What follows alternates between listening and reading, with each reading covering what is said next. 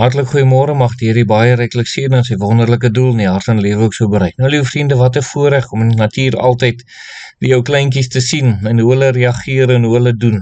Een van die sake sekerlik hoe hulle dan maar net absoluut vertrou op hulle ouers om hulle te leer en te rig en hulle doen nou maar soos wat hulle ouers vir hulle sê, want hoe ken hulle nou anders? En hulle weet ook nou nie maar van beter nie.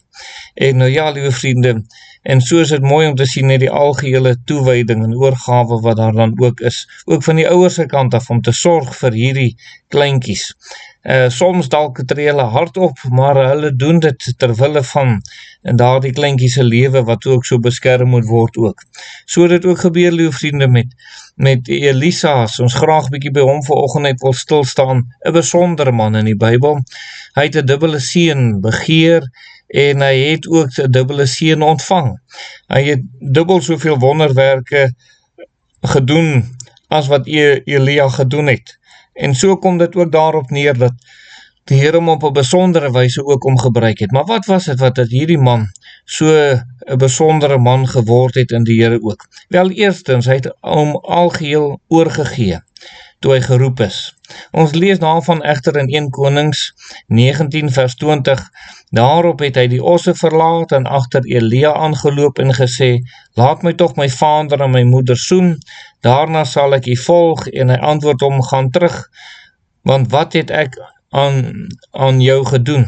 En dan sê vers 21 hierdie woorde, hy draai toe agter hom om en neem die paar osse en slag dit, en met die osse se trekgoed het hy die vleis gekook en aan die mense gegee, en hulle het geëet. Daarna het hy hom klaargemaak en Elia gevolg en hom gedien. Nou lieve vriende, het 'n besondere ding dan hierso gebeur dan in Elia se lewe dan ook. Toe hy hom geroep is om die werk van die Here te kom doen, het hy alles oorgegee. Hy het 'n totale oorgawe gemaak, hy het niks terughou nie. Hy het nie eers die osse laat iemand anders dit oppas en daarna kyk of aangaan met die ploegwerk nie. Nee, hy het net daardie osse geslag, en hy het die vleis gekook, en hy het dit vir die mense gegee. Daar's geen manier wat dit weer kon terugkom nie. Dis opgeëet. En hy het sy ouers gegroet, liewe vriende, en hy het hom klaargemaak, en hy het hom voltyds algeheel oorgegee om die werk van die Here ook so te gaan doen. Dis wat dit kos, liewe vriende, wanneer die Here iemand roep vir sy diens en vir sy werk. Algehele oorgawe. Die Here soek nie ouens wat net gedeeltelik in sy bediening staan nie. Mense wat net optree tot hulle eie gemak nie. Nee, die Here soek mense wat algeheel aan hom oorgegee en aan hom toegewys sal wees dan ook. Dit was so met die disippels ook. Hulle het die vissernette verlaat en hulle vaders verlaat en die Here gevolg. Hulle het alles verlaat en die Here gevolg. En so is dit sekerlik ook. Wanneer die Here u sal roep tot sy diens, dan roep hy u om 100% aan hom oorgegee te wees, gereed vir elke opdrag, vir elke boodskap wat die Here wil gee, om het te gaan oordra dan ook. Liewe vriende, en tog is daar baie wat hulle nie so aan die Here oorgee nie. Mense wat in die werk van die Here wil wees, maar dit gaan meer oor hulle eie gemak en hulle eie plesier, as wat dit gaan oor die saak van die Here. Hulle dink net oor hoe die lewe vir hulle tot voordeel is, en in plaas daarvan om te sê, as God my geroep het en die Here vra vir my om iets te doen, sal ek het dadelik doen. Dis die gehoorsaamheid wat die Here dan ook so kom vra dan. En liewe vriende, en mag die Here ook so gee, dat wanneer hy dalk iemand roep tot sy diens, dat u sal weet om algeheel aan die Here oor te gee.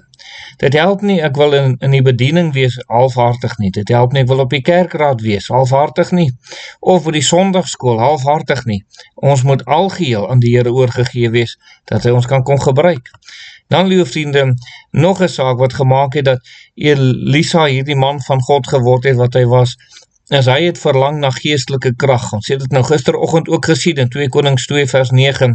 En nadat hulle deur was, sê Elia vir Elisa, begeer wat ek vir jou moet doen, voordat van jou weggeneem word. En Elisa antwoord, laat my tog 'n dubbele deel van u gees op my kom. En hy het dit so ontvang dan ook, liewe vriende. Maar hy het verlang na die geestelike krag. Is dit nie jammer, liewe vriende, dat in ons dag baie mense wat in die werk van die Here staan, wil allerhande kennis hê en hulle wil grade hê en hulle wil allerhande sulke goed bekom, liewe vriende, terwyl wat die Here sê wat nodig is vir sy knegte, is geestelike krag. Het ons nie opnuut, liewe vriende, geestelike manne van God nodig, in die kansels, op die kerkraadsbanke, in die sondagskool, in die gemeente, in ons dorpe het ons opnuut geestelike manne en vroue en kinders nodig. Ons het nie soseer geleerdes nodig nie, ons het geestelike mense nodig. En dit moet die hoofdoel wees, liewe vriende, dat die geestelik sterk is, dan sal die ander mense kan lei, want die Here sal u wysheid gee, hy sal u die insig gee, en daardie uur wat u kennis of wysheid nodig moet hê, God sal dit vir u gee.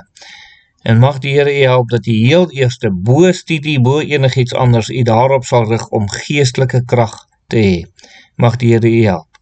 Kom ons bid. Ons dierbare Here, dankie ook vir Elisa en sy voorbeeld, gee dat ons kan leer hieruit en daarin ook so mag toeneem. Amen.